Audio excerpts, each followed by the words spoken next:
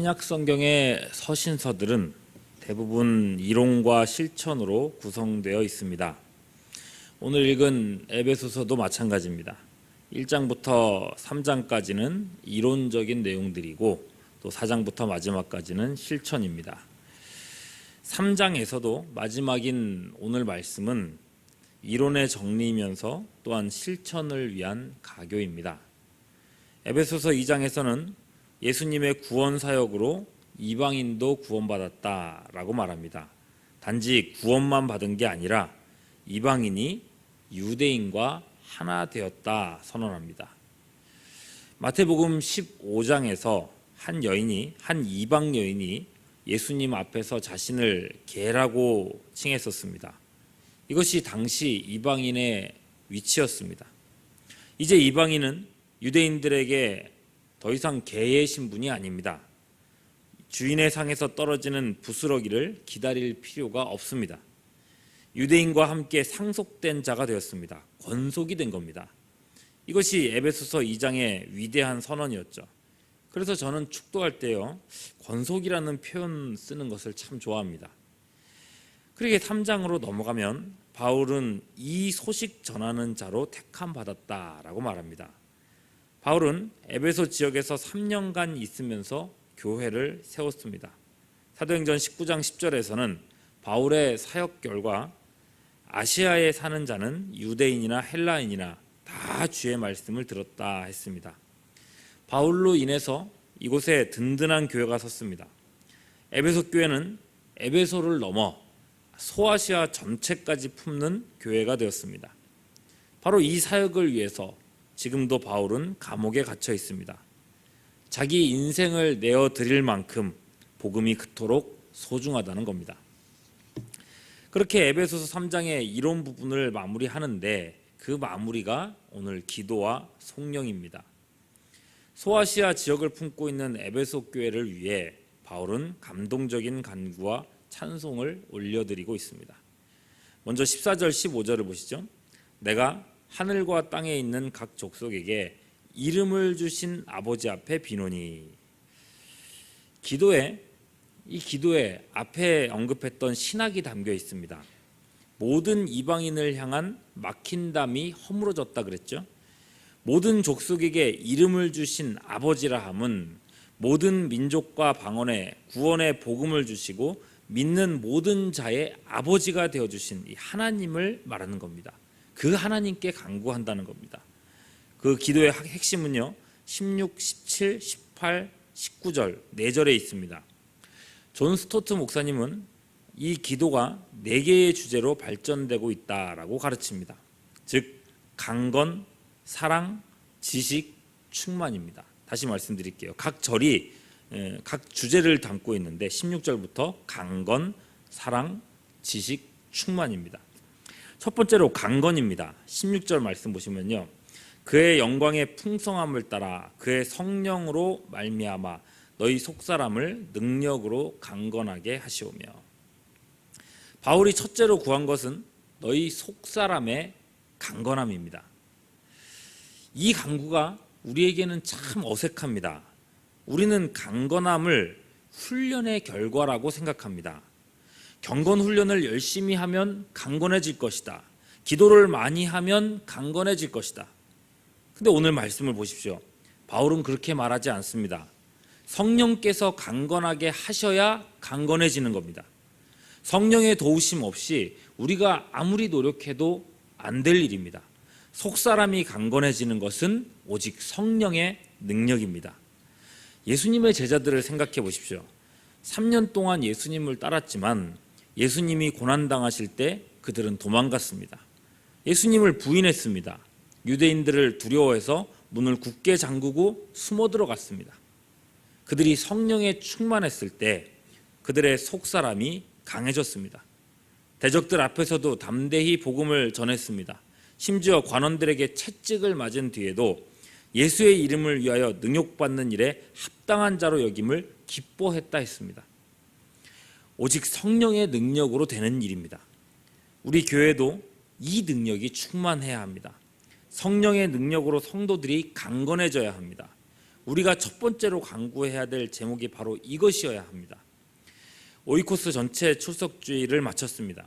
그 중에는 시험에 들어서 교회에서 멀어진 분들도 참 많습니다. 참 많아요. 어떻게 그 많은 사람들이 시험에 들었는가 모르겠습니다. 그 많은 사람의 속사람이 강건하지 못했던 겁니다. 그럼 우리가 해야 할 일이 무엇일까요? 누가 저 사람 시험 들게 만들었어? 탓해야 될까요? 저 사람은 언제까지 저렇게 연약한 신앙생활을 할까? 책망해야 할까요? 아닙니다. 우리는 바울의 기도를 회복해야 합니다. 그의 성령으로 말미암아 너희 속사람을 능력으로 강건하게 하시오며, 성령님, 저들의 속사람을 능력으로 강건하게 하시옵소서. 성령께서 강건하게 하셔야 그들이 강건해진다는 것입니다. 우리 교회에 이 중보기도가 넘쳐나기를 소망합니다. 새벽마다 연약한 성도를 위해서 끊임없이 기도하고 시험에 빠진 지체를 하나님께 올려드리며 기도하시기를 바랍니다. 개인적으로도 기도하고 모일 때도 기도하시기를 바랍니다. 이번 주에 1,800명이나 되는 사람들이 찾아왔었습니다. 기도해야 할 사람이 너무나도 많다는 이야기입니다. 우리 교회 수많은 지체들의 속사람이 강건해지도록 불같이 기도하는 우리 모두가 될 수 있기를 소망합니다. 두 번째 기도 제목은 사랑입니다. 17절 후반절이죠. 너희가 사랑 가운데서 뿌리가 박히고 터가 굳어져서. 구약 성경은 하나님의 백성들을 종종 이 나무에 비유합니다. 이스라엘 민족을 가나안 땅에 정착시키는데 하나님은 그것을 심었다고 종종 표현하셨습니다. 시편 1편의 그 아름다운 고백을 생각해 보십시오. 그는 시냇가에 심은 나무가 철을 따라 열매를 맺으며 그 잎사귀가 마르지 아니함 같다 하지 않습니까? 교회 생활은 결국 뿌리 내리기입니다. 새가족부를 담당하다 보면 안타까운 분들을 접하곤 합니다. 어쩔 수 없는 사정으로 인해서 교회를 옮기게 되었어요. 기왕에 옮기게 된 거 더 좋은 교회로 가고 싶어서 열심히 교회를 찾으셨어요. 그리고 이리저리 따져보고 등록을 하신 겁니다. 그러나 결국 만족하지 못하고 다른 교회를 찾는 경우를 왕왕 봅니다. 이렇게 3년 또는 4년마다 교회를 옮겨 다니시는 분들이 꽤나 많으십니다. 이런 분들을 가리켜서 철새 교인이라고도 말합니다. 왜 이런 일이 생깁니까? 신앙생활이 뿌리 내리기라는 걸 이해하지 못하신 겁니다. 식물을 옮겨 심으면 식물이 뿌리 몸살을 앓는다고들 합니다. 그만큼 새 땅에 적응하는 게 힘들다는 말이죠. 교회 생활도 마찬가지입니다. 교회를 옮기고 새로운 교회에 적응하려면 본인의 굉장한 노력이 필요합니다. 인내해야 합니다. 이런저런 상처도 감내해야 합니다. 그런 시간들이 지나면 어느새 뿌리가 박히고 말씀의 은혜 받고 그를 통해서 하나님의 복을 누리는 데까지 이르게 되는 겁니다. 물론 교회를 옮긴 사람 혼자만의 고군분투가 되게 해서는 안 됩니다. 오늘 말씀에서처럼 사랑 가운데서 뿌리가 박히게 되기 때문입니다. 우리 교회가 사랑 넘치는 교회가 되어야 합니다. 새가족과 장결자에게 관심을 보이고 말 한마디라도 조심할 줄 알아야 합니다. 제발 우리가 말로 상처 주는 사람이 되어서는 안 되겠습니다. 나한테 정의로운 일이라고 다른 사람에게 콕 집어서 자꾸만 말하지 않는 것이 좋습니다. 교회 비판은 다른 곳에서 하시고, 아니 다른 곳에서도 가능한 하지 마시고, 교인들 특히 새가족에게는 하지 않는 것이 좋습니다. 교회에서 부딪히거나 시비거리가 생겼다면 그냥 손해보시는 게 나아요. 전에 사역했던 교회에서 장로님이 길을 가시는데 같은 교회 권사님이 전도지를 본인에게 주시더랍니다. 그냥 교회 사이즈가 크다 보니까 그분이 장로님인 줄 몰랐던 겁니다. 장로님이 기분이 아주 나쁘셨어요. 그래서 어디 성도가 자기 교회 장로도 몰라보냐고 버럭 소리를 지르신 겁니다. 덕분에 그 권사님과 가족들이 다 교회를 떠난 일이 있었습니다. 여러분, 놀라운 것은요, 그 장로님께서 그 일을 여전히 잘했다고 여기신다는 겁니다. 사랑 가운데 뿌리 내린다는 교회의 본질을 모르고 계시는 거죠. 우리는 이렇게 되어서는 안 되겠습니다. 이번 초청주일 이후로 많은 지체들이 우리 교회에 잘 뿌리 내릴 수 있도록 사랑이 넘치는 우리 교회가 되도록 오늘도 기도하는 우리 모두가 될 수 있기를 소망합니다. 세 번째 기도 제목은 지식입니다. 18절이죠. 모든 성도와 함께 지식에 넘치는 그리스도의 사랑을 알고. 지식인데 넘치는 지식이라 했습니다.